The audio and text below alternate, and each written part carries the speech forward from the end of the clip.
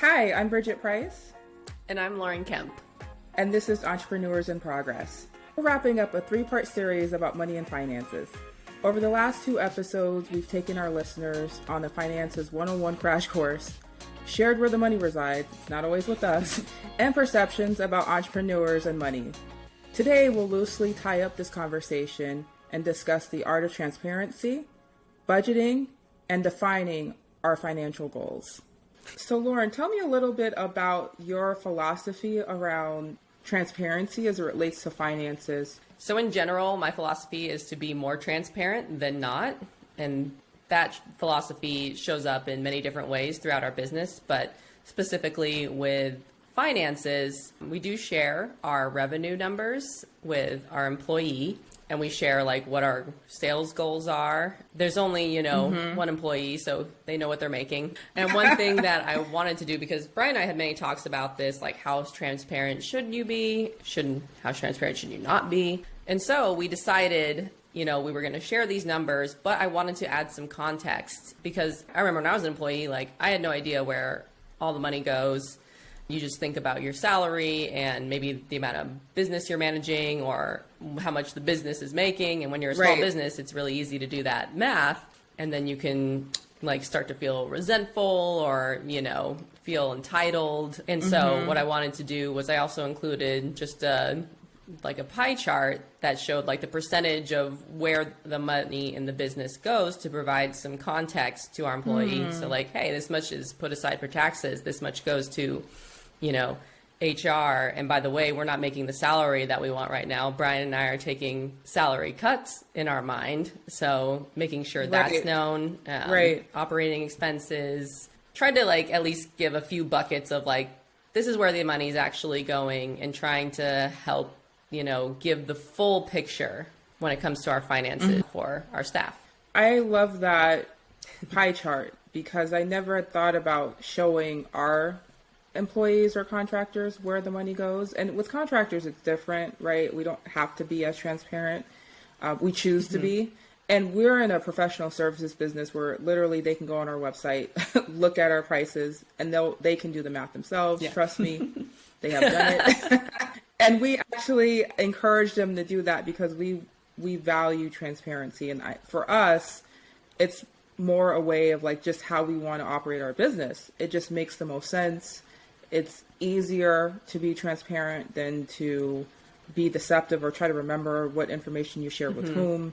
And I think that is one way to build trust amongst those who work for you or with you. And being transparent is a little controversial. I feel like most people don't agree with this viewpoint. I remember I posted a year ago to like my Instagram story saying like, should people share their salaries? And everyone who said yes was an employee. Everyone who said no was a business owner. We tried to like model some of our philosophies around a few companies that are starting to do things differently. I think Help Scout and Buffer were the ones we were looking at the time.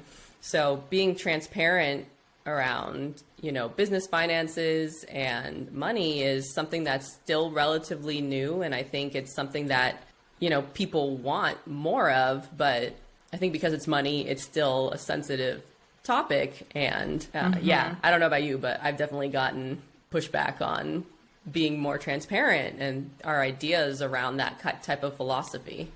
Yeah, I think luckily so far, no one has thought that we shouldn't be transparent, but I do understand or agree with you that a lot of people, money is a taboo subject.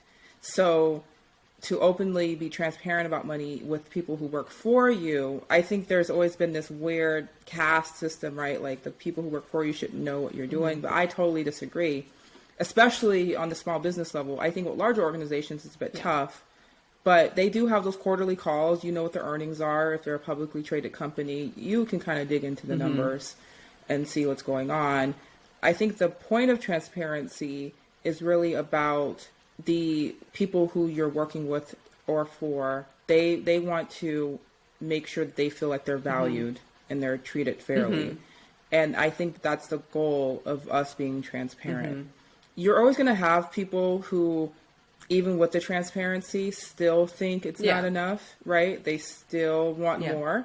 that's why I really like your pie chart example, because I think even in the efforts of being transparent, sometimes you don't even realize what you could be sharing that could provide more insight for these individuals. So that's something I hadn't considered, because a lot of even though they can go to our site and see what we charge and we tell them what their rate's going to be, they think that everything else is just coming in our pockets. Yeah. They, like I said, duck and Scrooge, we're building up our piles of money to go swimming in, and they don't understand all the operating expenses. So I really like that you share that with your employee, because it does bring it 360, and it paints a really full picture of what's going on. And even saying that, right, some people are like, I'm not doing all that. They know what they're making. They can go on the website and see what we charge.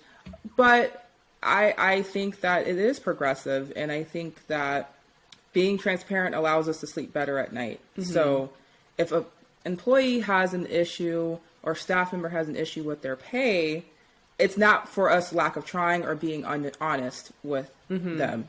It's just something that maybe isn't a fit for that particular person.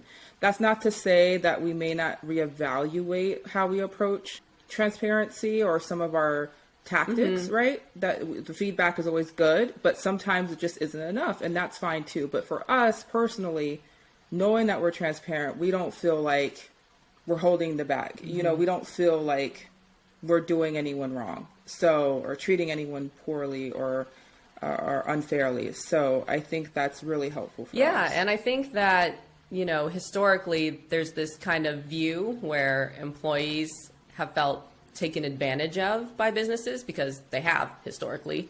And that's why we want to shift more towards, this transparent model, because I don't want, I've worried about, being taken advantage of. I don't want our employees to feel taken advantage of. Yes, there's always going to be people who, think they, are not getting as much as they should, or don't believe that you deserve it. And I mean, I'm okay with that.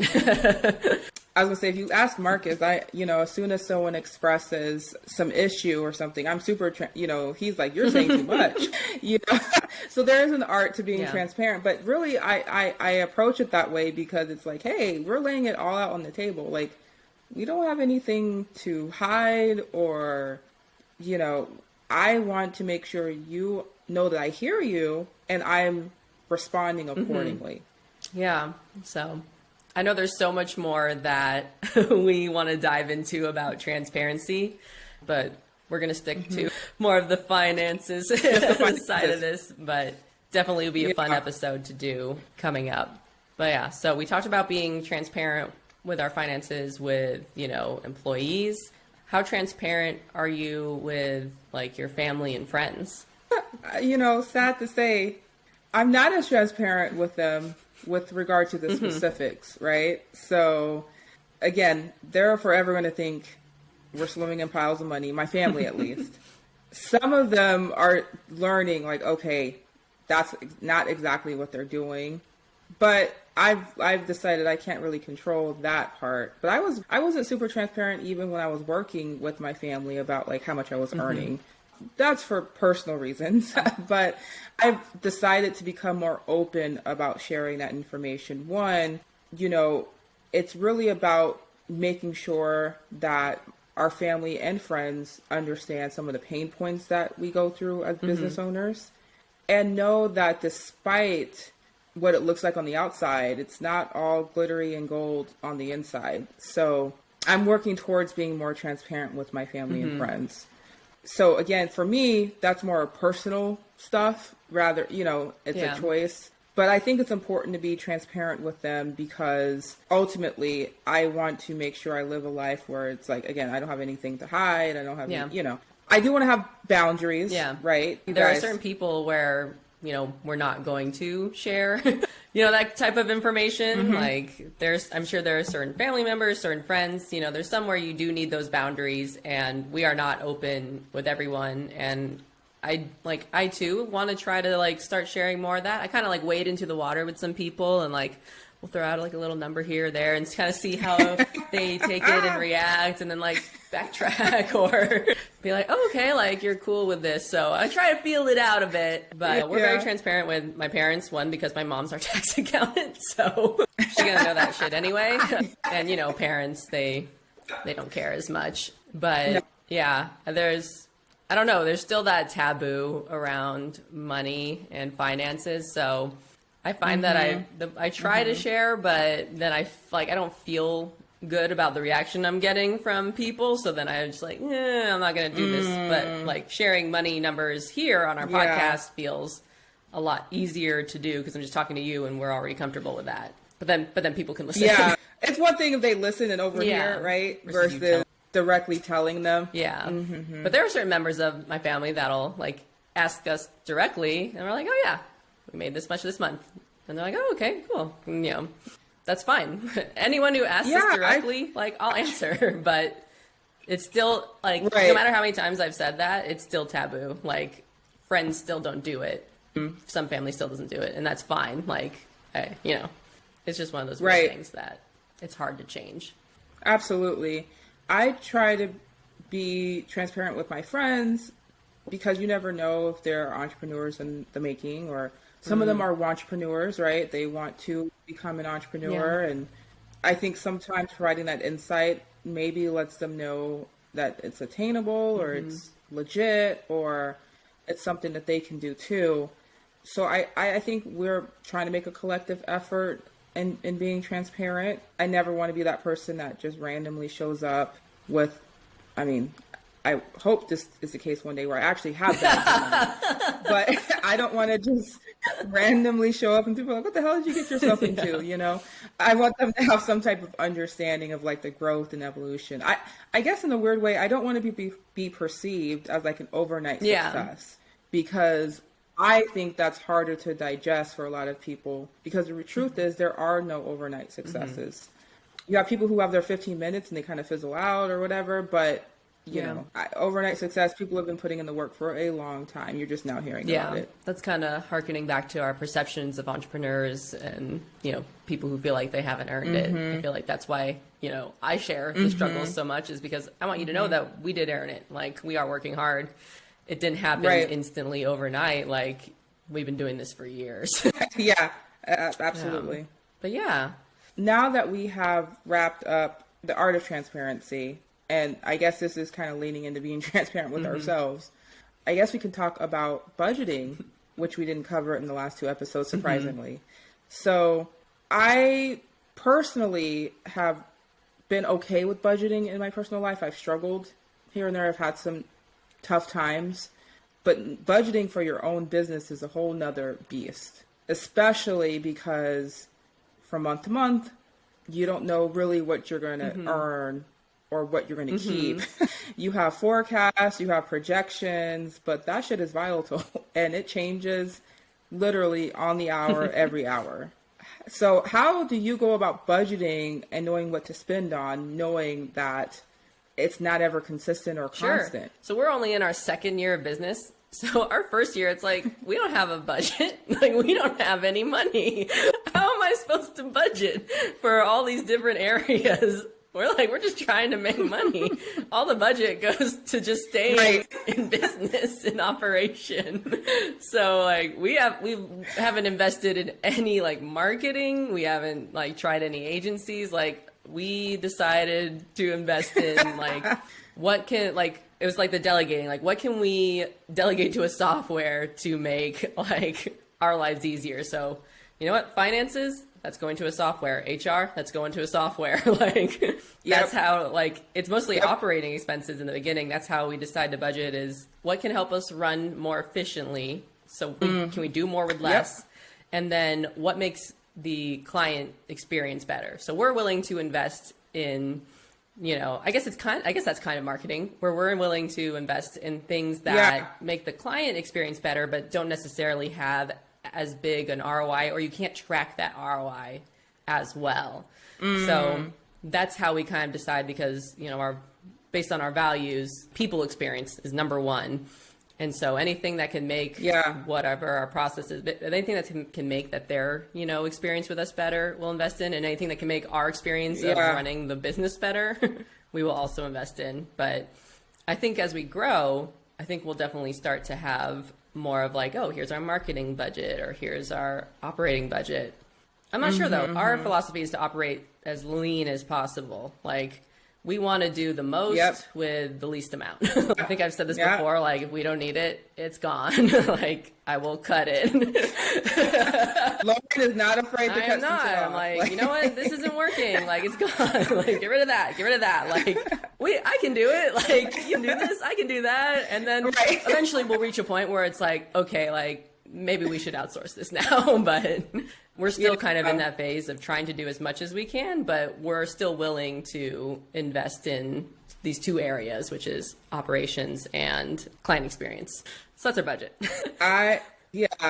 Listen, same. What the hell is a budget, right? We're trying to get everything up and running. You know, for us, I discussed this before, we had some flexibility. Like, I was watching the numbers, right? Like, oh my gosh, what are we spending on this, right? In the beginning. But no, there was no defined budget laid out. Like, I was just basically like telling Marcus, like, hey, we can't pay for that. Like, what are you doing? Like, not following a line by line item as it pertains to working within a budget. And it was essentially like being able or trying to become comfortable with paying for anything that was necessary to keep this thing running. And like you, we definitely focused on the client or customer experience. That's like number one. Like, we want to make sure if anything else fails, if the service isn't up to par, if they feel like they've overpaid for the cleaning, whatever, you're going to get that world-class customer client service experience, and it's going to make you feel better about working with us. That is something that, you're right, cannot be tracked. We do feel like it has gone a long way, obviously, with referrals, reviews, things like that. So, but yet we are the same, like automations, right? Paying for anything to automate our business, paying for anything to increase efficiency, we paid top dollar. We still pay top dollar, but we paid way higher than top dollar in the cleaning business in the beginning, right? Because we didn't really know a lot. And we quickly, or assumed, unfortunately, that paying more money instantly brought you higher quality cleaners. It's not necessarily the case, surprisingly, but that was a learning lesson that we were willing to hedge our bets on, and like, okay, let's start way at the top, right? And then if it doesn't work, we can kind of come down because we don't have anybody. But we did not really budget in the beginning of Made Easy. Now, we kept track of what we spent. We had the numbers and what was going out versus what was coming in, but we didn't say, okay, we're going to spend this amount of money on X, Y, Z. And, you know, so we didn't have a traditional budget like that, because really it was about growing the company and then making sure we could operate in a space where we could both work full time and we weren't being pulled in so many different directions. Yeah. So budgeting is a weird concept with entrepreneurs, I think. I think we'll be able to budget more when we reach that turning point. And I feel like we're starting to get to that turning point where I think I had saved up too much money for taxes last year, which is good. And we were like, oh, wow, like we have this extra money and we're already covered with all of our other bases. And it's like, what do we do with this now? Like, do we save it? Do we put it in marketing? Right. Do we put it somewhere else? Like,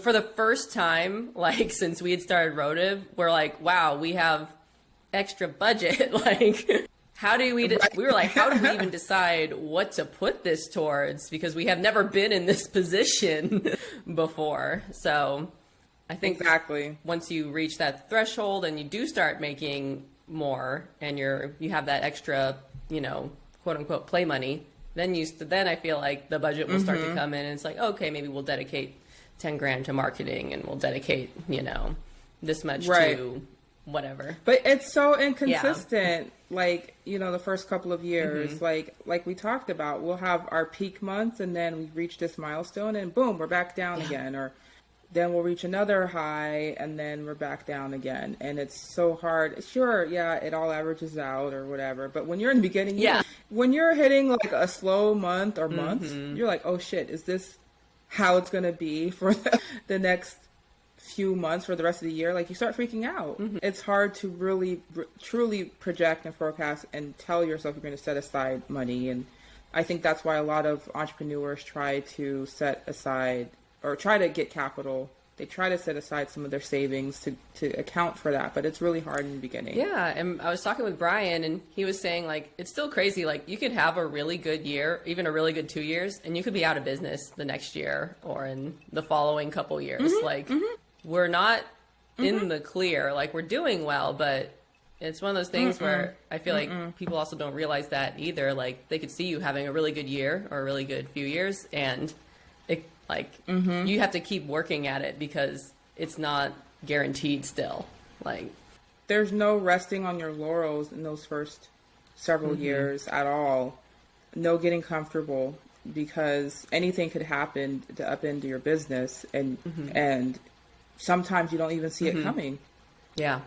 But it is crazy to think that you could have this false sense of security that you are at risk of that. Like, if you come out the gates just explosive and you're doing well and you've had a 6-figure year or multiple years, and then boom, 3-4 hit, year 3 and 4 hit, and you could potentially be out of business. Yeah. Do you have any tips or tools now? Or, I mean, it's crazy because, like, even talking about this, like, I still don't think we have like a set budget. Like, there's things on our spreadsheet now. We're like, we need to cut this. We need to get rid of this. We need to, and I'm lying. We do have a budget. Like, especially since we're transitioning to employees, we're pretty strict on that budget and what we think everything's going to cost. But again, we're nervous, right?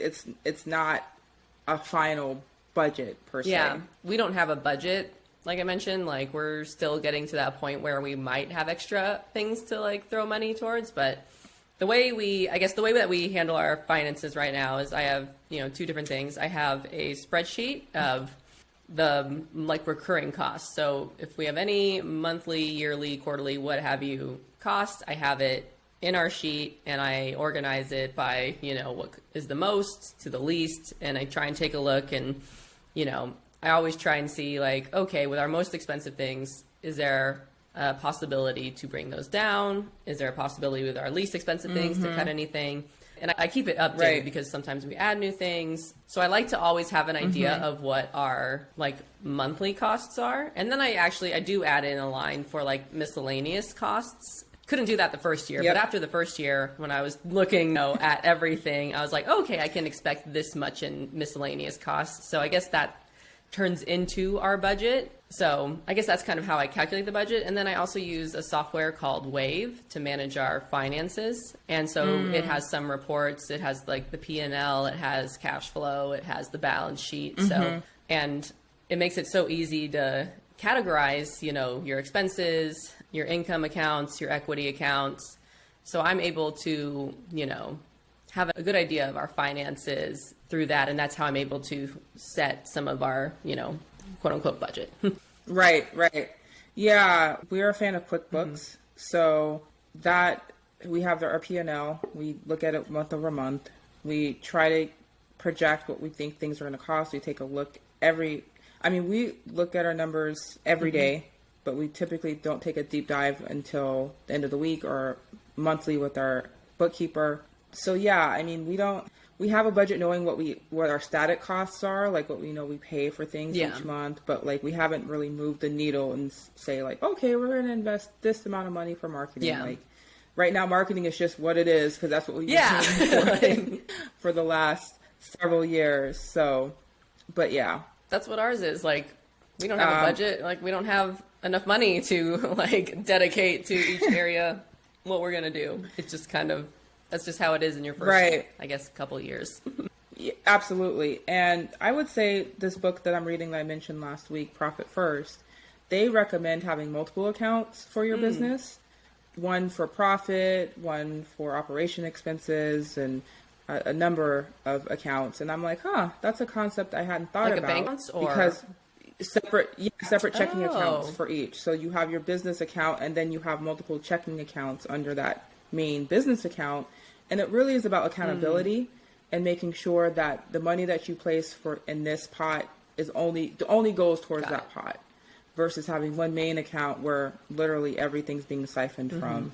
That's one quick way I feel that a lot of people kind of get lost in their numbers, seeing stuff funnel out and not just keeping themselves in line. So we're planning to implement that practice. I can't wait to see how it all pans out. But it's crazy that we think about sometimes having our own checking and savings account for personal reasons, but like not having multiple accounts for our businesses. So, and maybe we're just so new that other entrepreneurs have thought about this, but we haven't. But I can't wait to try it out and see exactly what it would look like at the end of like 6 months. Yeah, you'll have to let us know how that works out. Right now, we just have 2 accounts. So we have our business checking and our business saving. And so I make sure to move like anything I need to save for taxes over in that account. And that's the way that I determine like how much we really have. So like I remove taxes, but everything else stays in the checking account, even like what I would consider like our business savings. So like, you know, we're trying to get to 6 months of operating expenses saved up. I don't move that to the savings account. I keep that within our business checking just so I like have an idea. Like I only separate the tax account, I guess, because that's like, that's not my money. That's like, that's not coming to us. So the net profit. Live in the net profit. I love it. Well, I think the whole point of budgeting ultimately is getting to a space or place where you know your numbers. And I think it's vital for every entrepreneur to know their numbers. Otherwise, I guess the question would be, what are you doing this for? To pursue your passion? No. And it quickly becomes a hobby if you don't know your numbers. We're not living that life right now. We don't want this to be a hobby. So I think it's super important that regardless of what tools you use, like you mentioned Wave, I use QuickBooks, being on top of your numbers. You know, we have our bookkeeper, her company, they manage all of our numbers over the course of the year, make recommendations. We have meetings, we go over some concerns, issues, things like that. But for me personally, I've never thought of it as a good idea that you basically delegate this task out to somebody and then you don't touch it. I feel like you have to be involved in your numbers. You have to ask questions. You have to clear things up, because even though you might have a strong bookkeeper or an accountant, sometimes they don't know how to categorize expenses. They don't know what your end goal is all the time. They don't know any personal hiccups that you've come across. Like, I think it's super important that entrepreneurs stay on top of their books. And we've seen countless stories of people who weren't always, in the know about their numbers, and they've lost millions of dollars, been embattled or embroiled with lawsuits, things like that. And that is just a place I don't want to be. Yeah, that's something Brian was adamant about when we started. He was like, we're going to do our own finances. And by we, he meant Lauren, you're going to run our finances. So I was like, all right, we'll do our own finances. Because I was like, let's just delegate it. And he's like, no, we need to know our numbers. We need to understand our business. And I was like, fine. And then, of course, I'm the one that took it on. So I do all the bookkeeping. We don't have a bookkeeper. We have a tax accountant, but So my mom helps us with our taxes, the 80 pages of forms and shit that we had to go through. But I do all the bookkeeping. So I categorize all the expenses, and anything that moves in between our accounts anywhere, like I'm in it every day, like categorizing and doing reconciliation with the credit cards. And actually, I've grown to enjoy it a little bit more, because Wave actually does make it super easy. But so one thing, when it comes, like if you're doing your own bookkeeping, like one, I recommend Wave, but two, I recommend also getting coaching. So like they have a service where you can pay for like an hour for one of their consultants to help make sure that you're doing it correctly. Oh, nice. I found super helpful. And at first, I'm gonna throw Brian under the bus here. At first, Brian wasn't interested. He's like, no, they have like books, they have content you can read. They have ebook or something. And so I was like, fine, I will read this ebook. And I read through and I'm like, okay, I think I got this. And, I do my thing, and then it's getting near the end of the year. And I'm like, you know what? I'm not an expert. Like, I want to make sure that like for our first year, everything is correct. So you know what? Like, let's just shovel out the like $250. Like, let's get that hour of consulting. We found out that we were doing it all wrong. Well, mostly when it came to moving money from the business account to our personal account to pay for, our monthly expenses because we weren't on salary, figuring out what is an owner drawing, and just like, it's not actually an expense. It's like, it's considered an equity account. Like, I don't know. It's just...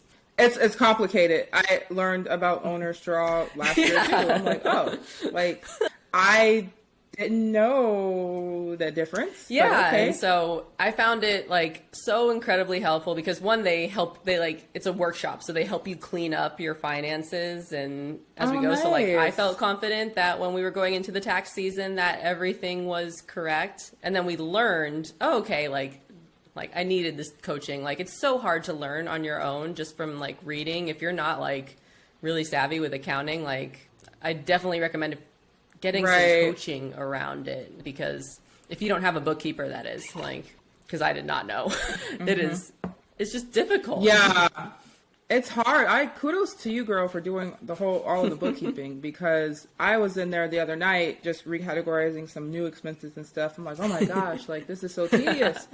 And I was like, I'm glad we have our accountant, our bookkeeper to do that stuff for us. But yeah, I mean, it's a huge undertaking. But listen, it's also nice that you're doing it because you know every number inside and out. Yeah, you know what you need to cut. Exactly. And truthfully, I complain, but I love being close to the money. Like I'm the one that's like checking our bank account every day in Wave, and I do like knowing what our finances you need to know where the money is.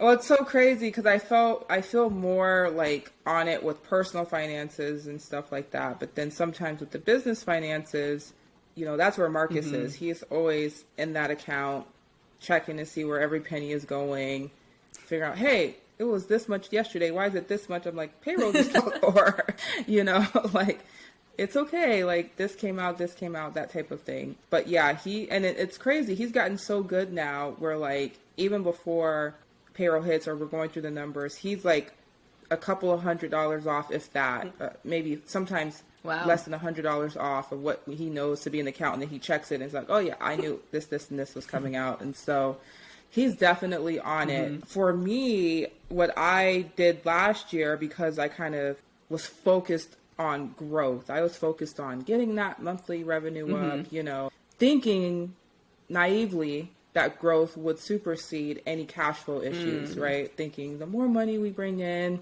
we'll put a stop to our cash flow. But if you don't drill in on what's causing your cash flow issues, you're just going to have more money and more money.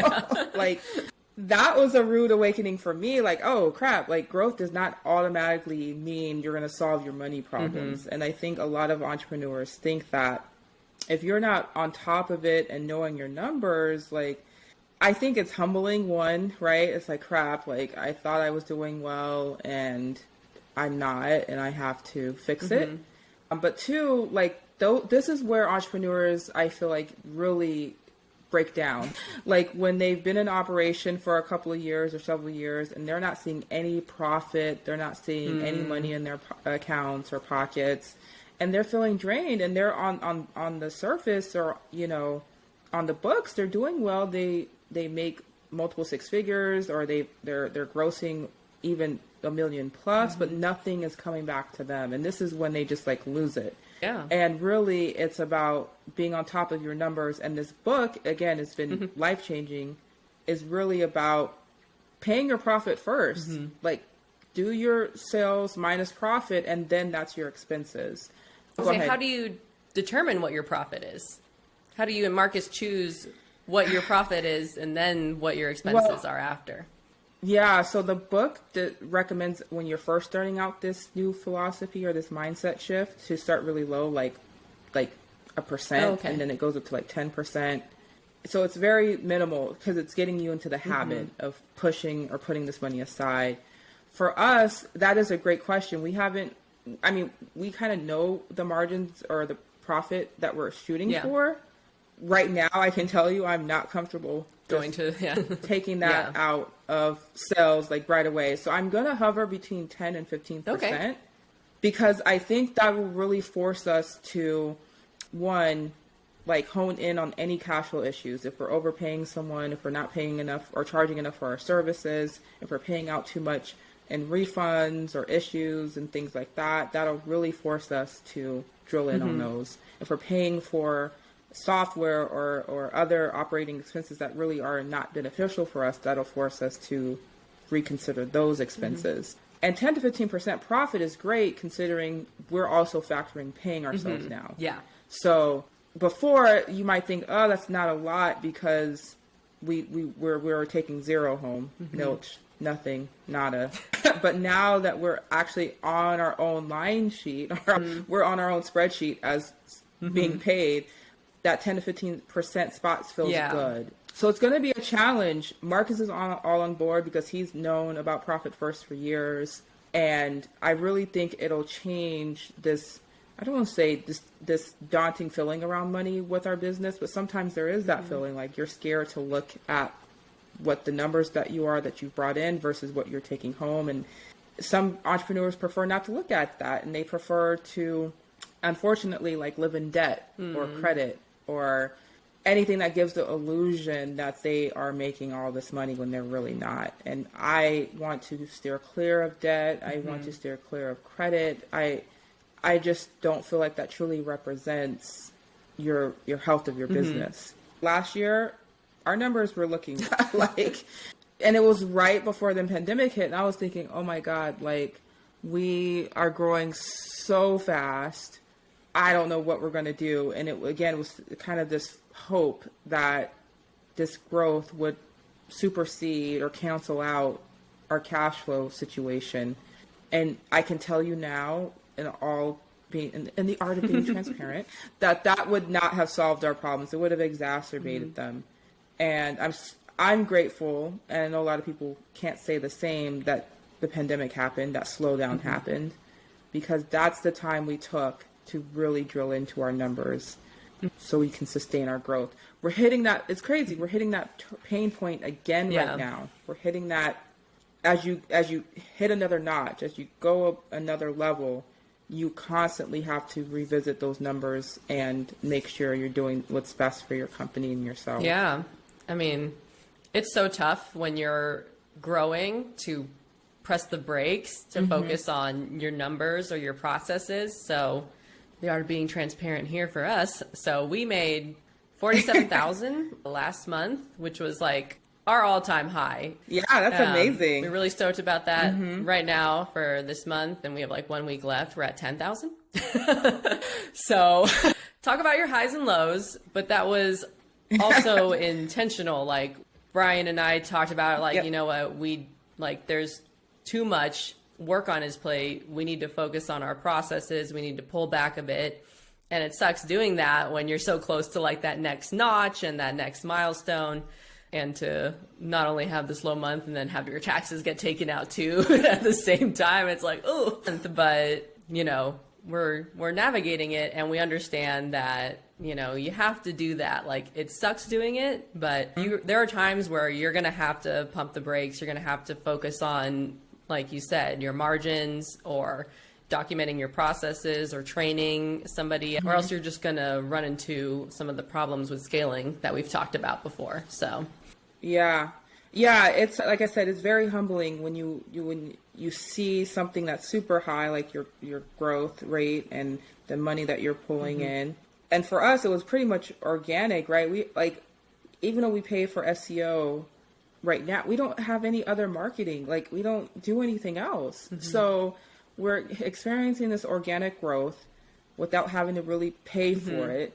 And at the same time, we're trying to make sure we control our cash flow issues. And it's a very, like, topsy-turvy thing. And it's so difficult to make sense of it. And it's humbling when you have to, you know, have this crazy amount of growth and then tell yourself, yep, I'm going to have to pump the brakes. I'm going to have to put a quick stop or pause on this.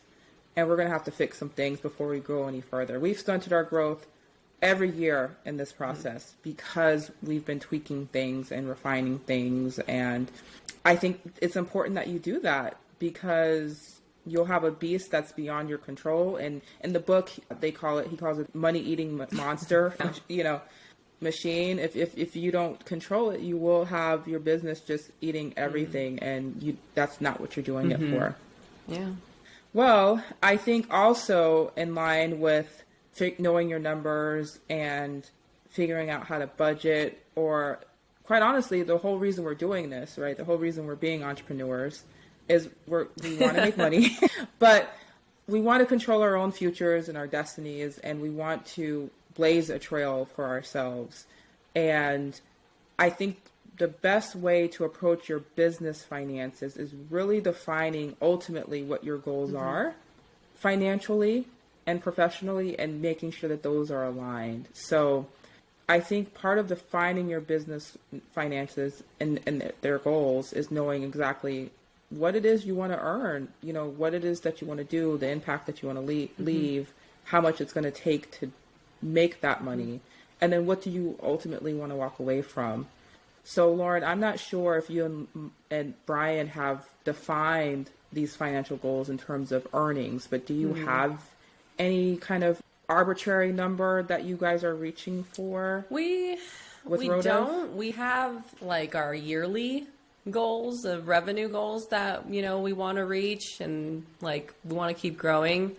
For our financial goals, I'm not sure. Like when it was just the two of us, I was like, oh, okay, if we made like $360,000 a year, like together as our income, I was like, I could be happy with that. Like, like that's pretty dang good for two people. Yeah, that's pretty awesome. But then, as we decided to like start growing the business and have employees, that number, changes and gets different. And I've realized it's not so much about, the like salary number. For us, like it'd be nice to eventually choose a salary number. I think that in our mind right now, I think the goal is for both of us to bring in like 400 to 500,000. Not this year, but it's not happening this year. I don't know that, but like if that was our combined income, which, would be like, let's say $250,000 for each of us for being a C-suite, business owner. Like that's kind of a good goal for us. Yeah. But for me, it's more about like, I have other goals. I want to pay off the house. I want to put money towards, long-term savings. I want to go on some nice trips and eat some good food, enjoy like life a bit too, and set up our business in a way where like we can afford to take vacations, where maybe eventually we have a more hands-off, point where other people are running it. And, I don't know. It's more like I have these goals, but I feel like I'm always one of those people that like moves the goalpost. Like once I achieve something, it's like, oh, okay, like what's the next goal? What's the next goal? I'm happy with what we're doing now. Like it's enough. Like it's nice to have those goals to keep you motivated and keep going. And like, we like the idea of growing the business and like building an employee culture and trying to implement progressive and new business practices and being like an example for others. But yeah, I guess that's my unorganized way of answering that question. I totally get it. Yeah. Well, I've discussed it in this podcast earlier before. Marcus has always had a goal, and it's 83 a month, which equates to $1 million a year.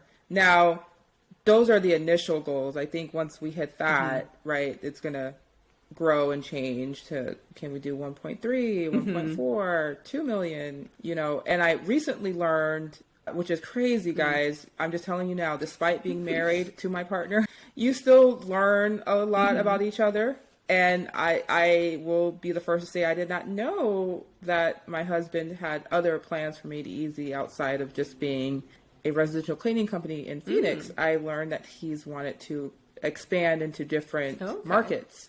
And it's weird that I'm saying that because we have talked about that before, right? But when you're an entrepreneur, sometimes things seem super lofty and not concrete or tangible just yet because you're trying to figure out everything that you have going on here. But yes, that is something he definitely wants to do. Like, I was like, oh, okay, let me recalibrate my thinking around this business. Because I basically thought we just kill it in Phoenix and that'll be that. But no, he wants to take this thing on the road. So it does change things. And knowing that or having that understanding will also help you guys strategize better together, or whoever you're working with. So now I have an understanding of what his goals are. I can align or help us make sure we reach those goals. So, but yes, that magic number has always been $1 million a year, right? And then ideally, I would say take home together has been pretty on the low end for us. Like we would feel comfortable with anything between, I would say, a range of 10 to 30,000 a month, give or take. 10 being the low end, 30 being the high 120 end. to 360. So yeah, 120 to 360. math We are right. comfortable. We're cool with that. I think you did. So, that would allow us the leverage to do so many things. So we are thinking about real estate investments. We're thinking about other ventures. This would allow us the freedom and capital to go into these other markets that my husband wants to embark on. So it's crazy because, growing up, we thought we needed $1 million, in our pockets, in our accounts. But money doesn't always, once you get beyond a certain point, I don't want to say it's all the same because it's not, but you have so much range that you can do. So there's so much I can do with 120,000, but there's even more that I can do with 250,000. And it's like, kind of when you're at that point, it's like, I don't want to say the world is your oyster, but you just have so many options if you play the cards right. Yeah. So that's kind of our goals right now. And at first, for me personally, as soon as he mentioned this cleaning business, I was thinking, how can we sell it? But now that I'm seeing the return and even seeing that we did profit in this first 3 years, I'm like, oh, okay, well, this could be passive income that we just have as an income revenue stream, and we don't have to really think about it, So it's changed my mind about just trying to hurry up and develop an exit strategy and get the hell out of here. But even more so, even reading this Profit First book, it just opened my eyes up to even more of how entrepreneurs struggle with finances and making sure that they feel like they're getting their value out of it. This is a quick and crazy fact, but the average small business owner only makes $71,000 a year. Wow. So yeah, it's not they're definitely not swimming in piles of money like I think a lot of us think that they are or could be doing. But I think that speaks to kind of how hard it is, I think, to be a small business owner. And a lot of people doing things to, again, pursue their own freedom, their sense of freedom, making best use of their time, choosing what they do with their time. And they're willing to compromise dollars or money in place of that. So I thought that was very interesting. And I'm sure you guys have heard or read that report that said, the salary cap of $75,000 is like where most people reach their peak happiness as that pertains to money. And that anything above that. And anything beyond that really does not influence your happiness. So I thought that was interesting. So I guess that number kind of aligns with that. Yeah. But one thing in that book that I think has shifted my mind around maybe allowing Made Easy to be like this passive stream of income or revenue is that a lot of entrepreneurs are afraid of being like that one trick pony, where they have this really great burgeoning business and things are going so well or so good, or even if they're not going well, they've still have put in enough work to where it's a viable business for someone else to buy. So they've pursued a buyer, someone's bought their business for $500,000, $1 million, whatever. They've taken this windfall of cash and they kind of feel good about themselves. Like, oh my God, I built something and I got a 7-figure return on it. But then when you take that buyout, depending on how you've set up your incomes or streams of revenue, you don't always have incoming money or revenue coming back in. So now you don't have any incoming source. You're just kind of living off of this money. And that is scary when you see it dwindle down.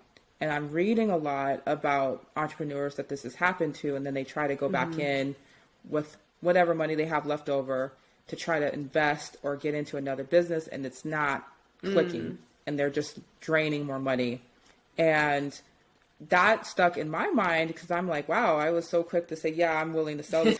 But then you have to really think about, what are you going to do after that? Are you going to start another company or business? Are you going to return back to the workforce? Are you going to try to live off the interest of that money? Like, what are you going to do? Yeah. And I think that is something entrepreneurs have to think about in the long run as well. Yeah, it kind of sounds like retirement almost, like people who are deciding whether or not to retire. It's like, oh, you don't have any more income coming in. Like, what are we going to do? But yeah, I haven't gotten to that point where I've been concerned about it because we are like, I was like, we're not giving this up yet. Like, I know it's something that, well, actually, I don't even know what we're going to do long term. Cause I was like you were, coming in, I was like, okay, like planning my exit strategy. Like, I'm not going to do this forever, but now that it's like doing well, it's like, okay. And like learning that Brian also has like different visions for the company as well. Like one day we'll be talking and he's like, oh yeah, like we're going to do a bunch of videos and YouTube. Like we're going to become a media company. I was like, we're a media company now? He's like, oh, don't worry. Like this is like down the road. And then like another day we'll be talking. He's like, yeah, we're a software company. And I was like, what do you mean? Like we're a client services company right now. I don't see us being a media company right now. I don't see us being a software company. Like, are you crazy? And he's like, Lauren, I'm living like 10 years ahead of you. I was like, well, I live in the here and now. And this is not like what you're like, boy, don't make me jump off the ship. Like stop while you're ahead. I was like, what is our company tomorrow? I will cast my lifeboat and like I will. This is why he's the visionary. Like he's the ideas guy. And he knows where he's like, no, but I have to figure this out so I know how to steer the ship in the right direction. I was just like, okay. Well, it's so cute because they when they share their visions, right? They are honestly like.